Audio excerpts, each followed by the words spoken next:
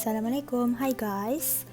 Kita akan masuk video terakhir untuk chapter 2 di mana we will focus for the last subtopic 2.4 Born-Haber cycle. So in this video, you should know by the end of this lesson how to define the lattice energy for simple ionic crystals in terms of the change from gaseous ion to solid lattice. And the second one, you should know how to define electron affinity, and I will include extra about ionization energy. The next one, you should know how to explain following effects to the magnetic of lattice energy. We got two factors here. And the next one, how to construct the Born-Haber cycle for simple ionic solids using energy cycle diagram and energy level diagram. And last one, how to calculate the enthalpy changes by using Born-Haber cycle. So first thing first, we are going to talk about ionization energy. So this is what we already learned from the previous semester about the definition of ionization energy is defined as minimum energy required to remove 1 mole of electron from 1 mole of gaseous atom to form 1 mole of gaseous ion. So what you should take note here is the term 1 mole should be in front of them, and the phase for the ion and atom is in gaseous phase. So this is where we are going to remove the electron from the gaseous atom to form gaseous ion. For example, we have this equation. In order for you to form 1 mole of gaseous sodium ion, you should remove 1 mole of electron from 1 mole of gaseous sodium atom. And when you want to remove the electron, you need energy. So energy is absorbed. That is why the delta H is in positive sign. Next one, we will focus about the electron affinity. Electron affinity is the heat change when 1 mole of gaseous atom gain 1 mole of electron to form 1 mole of gaseous ion. For example, awak ada EA1. Kita akan guna simbol EA untuk illustrate electron affinity, dia short form. So the first electron affinity, the value should be in negative. And then, for example, saya nak form O minus daripada O atom. So you can see that we add 1 electron. That is why the charge will be O minus. And after that, in order for us to make it oxygen atom more stable, dia akan exist sebagai O2 minus. That is why kita akan undergo the second electron affinity where you will have O2 minus. Tetapi sign dekat sini sudah jadi positif. So you can see the difference between first and second electron affinity adalah dia punya sign. Kenapa? This is because energy is absorbed untuk electron overcome the repulsion forces between the approaching electron and the negatively charged ion. Sebab itulah EA2 ni dia adalah positive sign. So next one, we go for the part of lattice energy. So lattice energy, the symbol is delta H not lattice. This is where the energy released when 1 mole of solid ionic compound is formed from its gaseous ions. For example, kalau nak tulis equation, wajib tahu thermochemical equation for this lattice energy. Awak ada ion dalam phase gas dan ion ini akan form ionic compound. Dan ionic compound ini adalah dalam phase solid. Dan delta H not lattice adalah nilai dia mesti dalam negative sign. Next one, kita ada term lattice dissociation energy, iaitu negative of delta H not lattice. Maknanya dia opposite dengan lattice energy. This is where energy required to complete separately 1 mole of solid ionic compound into its gaseous ions. For example, awak boleh lihat dekat sini, daripada ionic solid awak, NaCl solid, dia adalah 1 mole, dia dissociate ataupun dia separated ion dalam komponen dia. So dekat sinilah apa yang ada terhasil adalah Na plus gas dan juga Cl minus gas. So to make it more understandable, awak perlu faham dalam bentuk flowchart macam ni. Let's say saya ada Na plus gas plus Cl minus gas, dia akan hasilkan NaCl solid. Apabila daripada gaseous ion kepada ionic solid, dia melalui proses lattice energy dan value dia adalah negatif. Apabila daripada solid ionic compound kepada gaseous ion, dia melalui lattice dissociation energy dan value dia adalah positif. Nilai ataupun magnitude dia masih lagi sama, iaitu 771. Yang berbeza hanyalah sign dekat depan. So kena tahu ini energy release, ini energy absorb.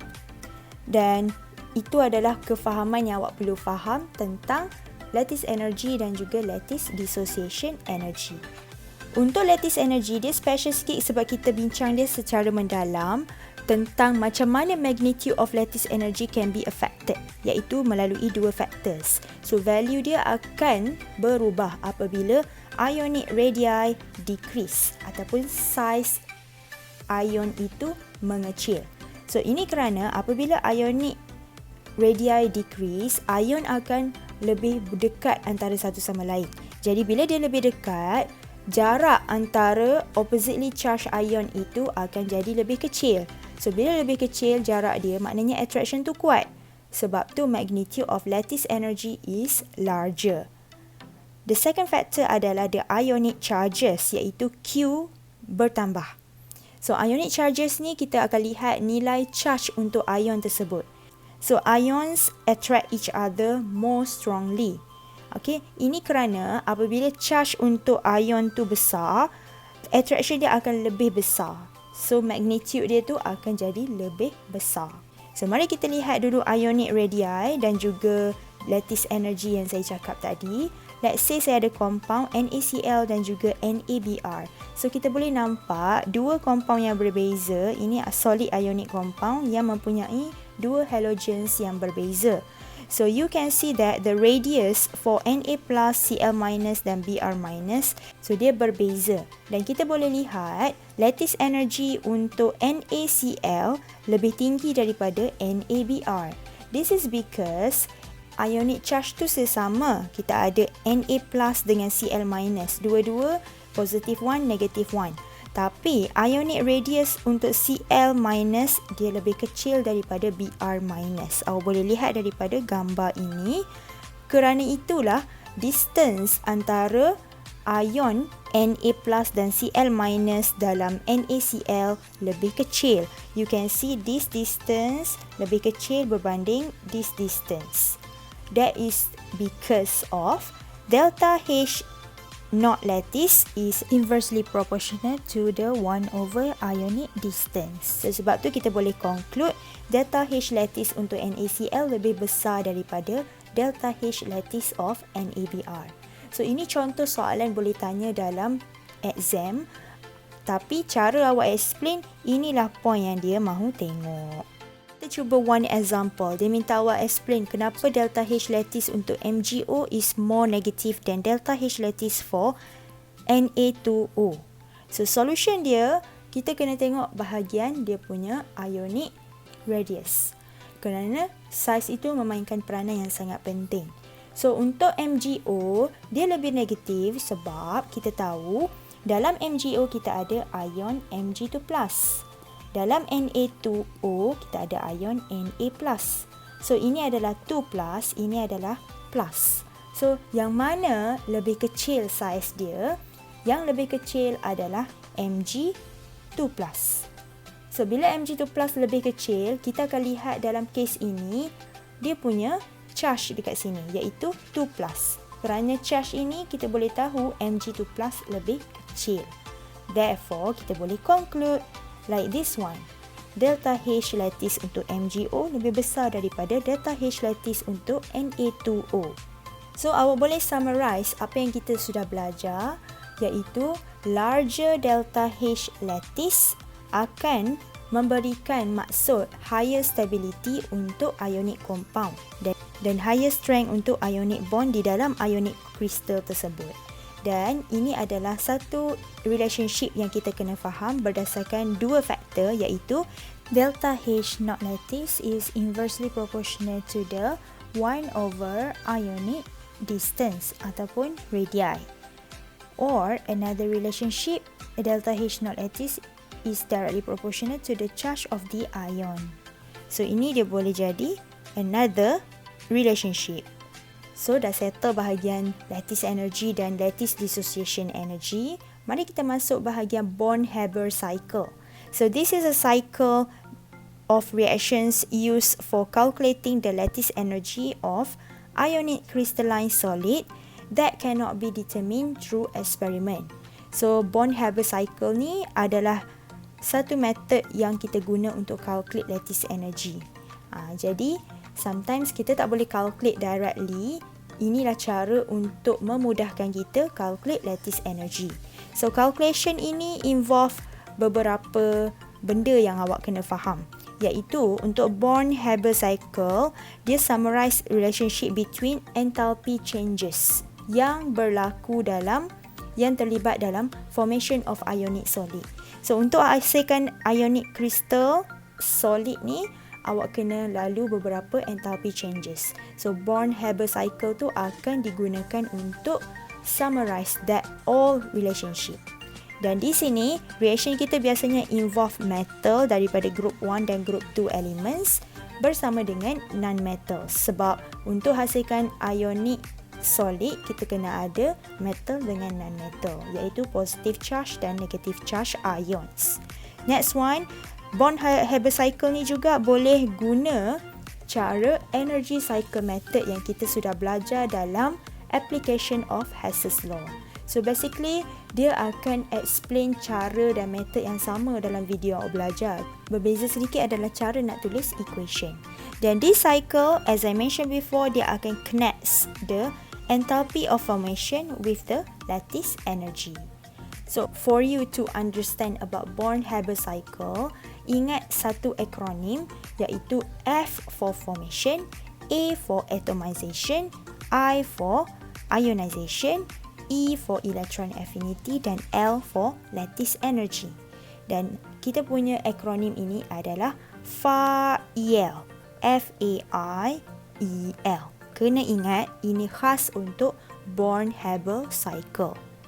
So macam mana kita nak apply Born-Haber cycle dalam kita punya soalan? Mari kita cuba one example.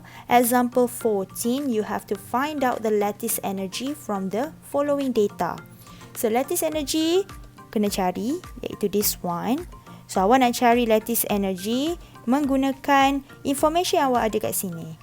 So cara yang paling penting dalam bahagian untuk jawab soalan ini, awak kena identify thermochemical equation ini merujuk kepada enthalpy of what. So sebab tu kena faham apa yang saya mention dalam bahagian yang saya ajar sebelum ni. So kita belajar tentang ionization energy, kita belajar tentang electron affinity, kita belajar juga enthalpy of atomization, kita belajar enthalpy of formation. So semua benda ni akan related dalam bahagian calculation lattice energy. So mari kita lihat the first equation daripada solid kepada gas. Ini adalah enthalpy of atomization ataupun nama lain dia adalah sublimation. Solid jadi gas. And then untuk gaseous atom jadi gaseous ion. So ini adalah kita panggil ionization energy. So kena identify, kena tahu. And then 1/2 Cl2 solid jadi Cl gas. So solid kepada gas, ini adalah atomization. So kalau tadi beza dia, ini atomization untuk potassium, ini untuk chlorine. And the next one, daripada Cl gas kepada Cl minus gas. So ini ion untuk non-metal dan dia punya nilai adalah negatif. So dia akan jadi electron affinity. Dan last one, kita ada 1 mole of KCl bahagian produk daripada stable elements. Kita boleh faham this one adalah enthalpy of formation. So ini adalah cara kita identify. Kenapa? Sebab saya akan identify menggunakan akronim FAIEL. Okay, so yang ini yang kita nak cari, yang perlu ada adalah F. So kita ada F. A kita kena ada, kita ada 2A sebab kita melibatkan 2 elements. And then I kita kena ada, I, dan E kita dah ada.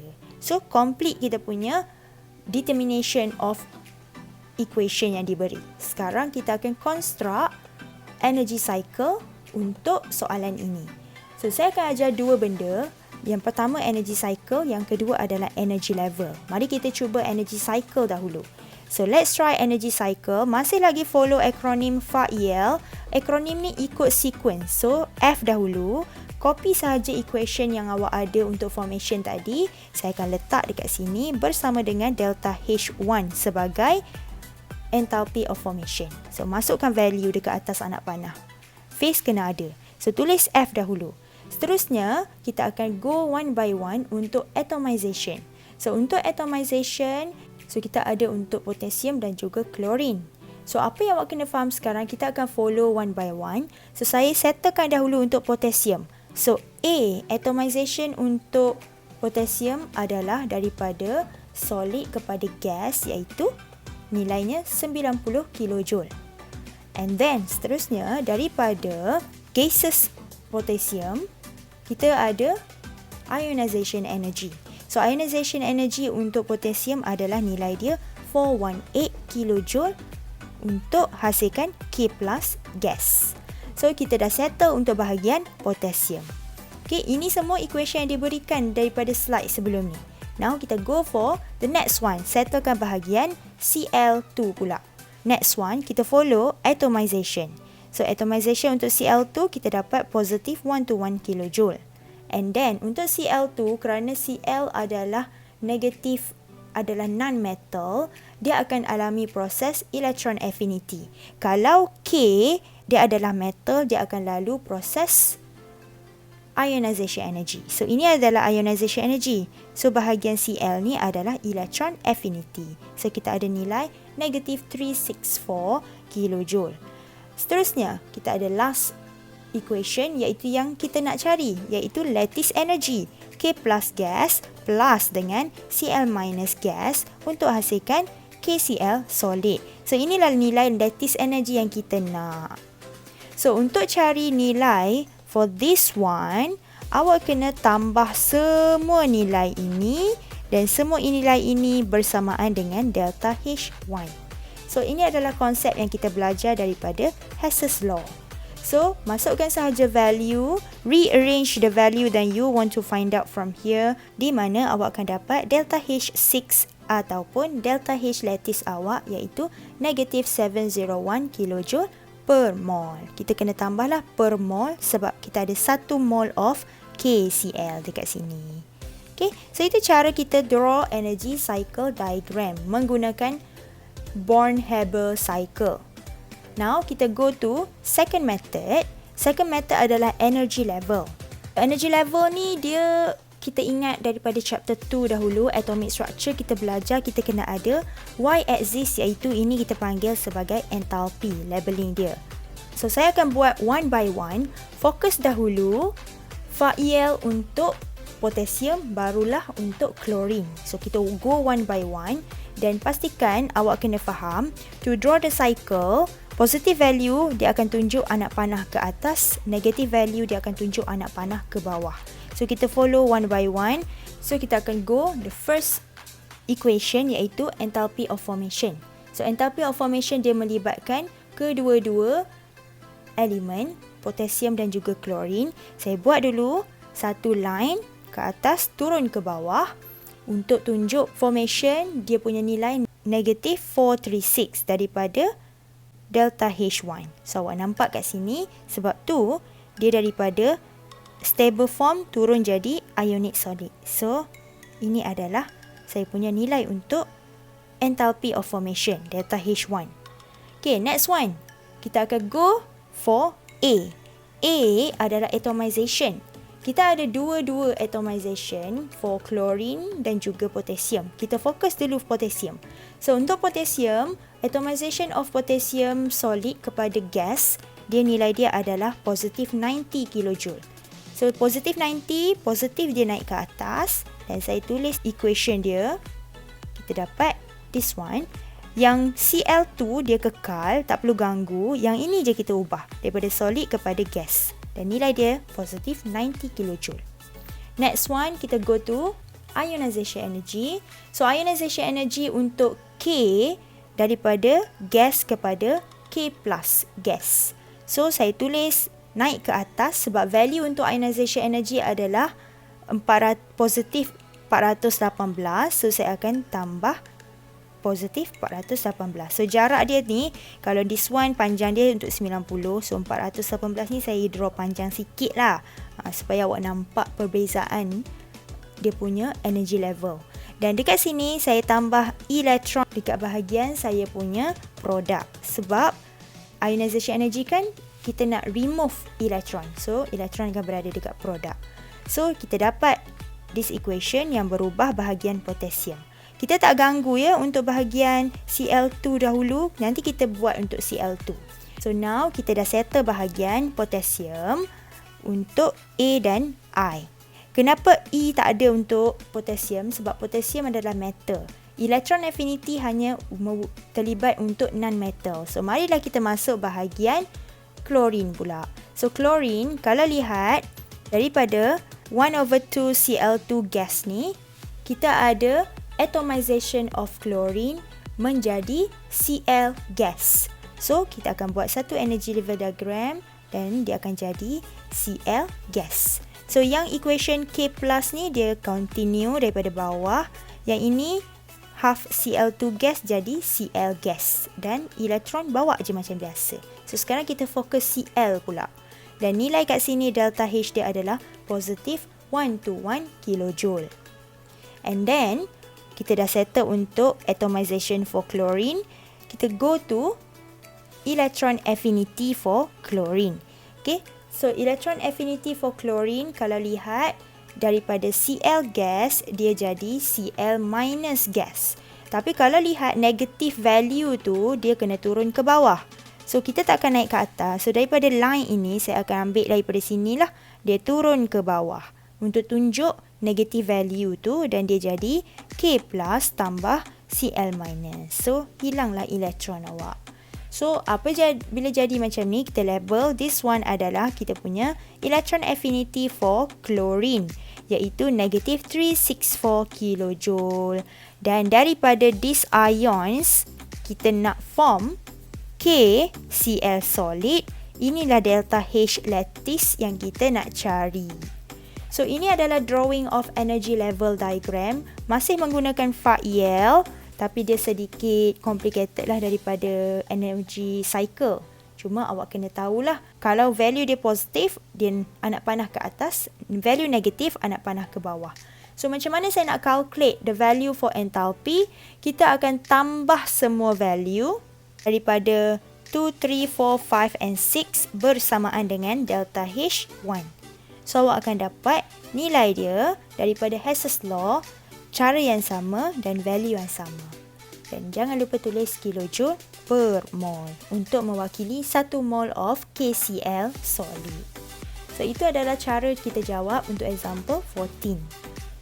Mari kita cuba one more example. So example 15 dekat sini dia minta awak construct Born-Haber cycle dan determine lattice energy untuk NaCl. So keluarkan equation dahulu. Equation yang terlibat adalah FAIL. So, formation dahulu. So, we got this one. Dia dah bagi value. Kat sini awak kena keluarkan equation. Okay, next one. Kita ada A. Okay, F. Lepas tu A. Atomization untuk Na. Saya ada this one. Solid kepada gas. And then, kita ada I. I adalah untuk metal. So metal kita adalah Na sekarang. Kita go to Na daripada gas kat sini dia jadi Na plus gas plus elektron.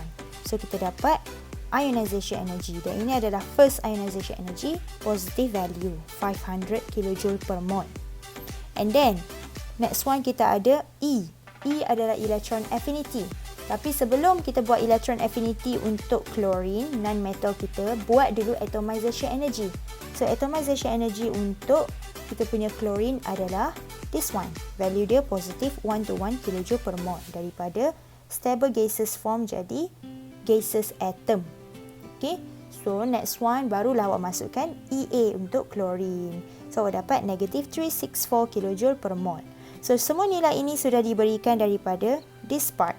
Tapi apa yang awak perlu buat, kena tahu buat thermochemical equation. So nampak penting kan saya suruh hafal cara nak tulis thermochemical equation melalui definition dia. So now kita akan draw energy cycle method.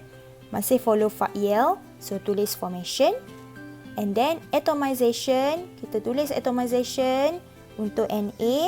Lepas tu kalau nak settlekan untuk Na, kita buat dulu ionization pula, iaitu this one, positive 500 kJ. Then next one untuk chlorine. Chlorine molecule, dia akan lalu atomization, iaitu untuk hasilkan Cl gas. And then barulah kita buat electron affinity, jadi Cl minus gas. So seterusnya daripada this one, kita tambah dua-dua ion tersebut untuk dapatkan lattice energy. So, calculate macam biasa, awak akan dapat nilai dia for lattice energy negative 776 kJ per mol. Next one, kita go to energy level diagram. Macam mana nak draw energy level diagram macam saya ajar sebelum ni?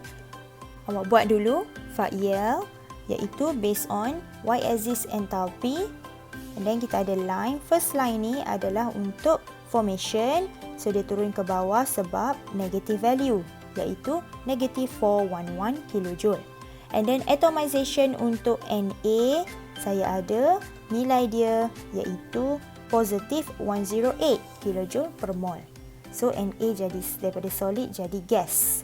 Seterusnya for ionization energy for Na, kita ada Na plus gas. So di sini dia jadi delta H yang keempat, iaitu positive 500. Okay. Kenapa yang keempat? Sebab nanti kita fokus untuk atomization. And then seterusnya daripada this one settle untuk bahagian metal, mari kita masuk untuk bahagian non-metal, iaitu chlorine pula. So chlorine daripada 1/2 Cl2 gas, dia nak jadi chlorine Cl gas. Okay, Cl atom gas.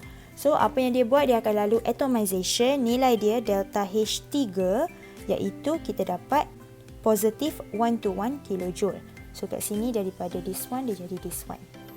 And then untuk electron affinity for chlorine Cl gas, dia nilai dia negatif. So saya akan ambil jarak dia panjang sikit je untuk tunjuk daripada Cl gas jadi Cl minus gas.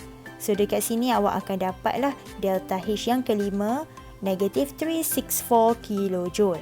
So it is very important kalau awak nak tulis delta H, awak label siap-siap nombor dia.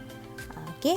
Next one, daripada ion ni akan turun ke bawah kepada NaCl untuk dapatkan delta H lattice. So ini value yang kita nak cari. So untuk dapatkan nilai final, awak akan calculate berdasarkan value yang awak ada. So awak akan gunakan Hess's law, masukkan sahaja value, awak akan dapat delta H6, iaitu lattice energy kita negative 776 kJ per mol. So as a summary untuk video kali ni, awak kena tahu how to define term ionization energy, electron affinity dan lattice energy. Seterusnya awak kena tahu factors affecting the magnitude of lattice energy. Kita ada dua, kerana ionic radii dan juga ionic charge. Dan last one kita belajar tentang Born-Haber cycle, where you got two methods untuk draw. The first one energy level diagram, yang kedua energy cycle diagram. Dan awak menggunakan akronim Fa-Yel. So dalam kes ini very important untuk tahu tentukan thermochemical equation. Very important. So awak ada 5 benda yang awak kena tahu untuk tulis thermochemical equation. So sampai situ sahaja for our video. I will see you in the next chapter. Bye.